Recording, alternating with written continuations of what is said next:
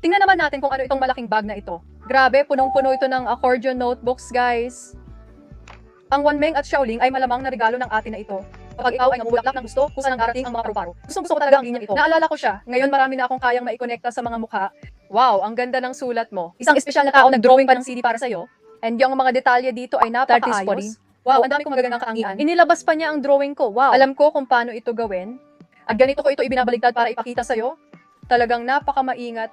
Ito ang damit na dinisenyo ko. Palagi akong nandyan sa tabi mo. Mayroon ding mga pagbati sa kaarawan, ipapakita ko sa inyo. Mas matangkad pa sa akin. At talo na naman ako sa haba ng accordion notebook ngayon. Inilarawan niya ang bawat birthday outfit ko taon-taon. Xiaoyi, naalala ko.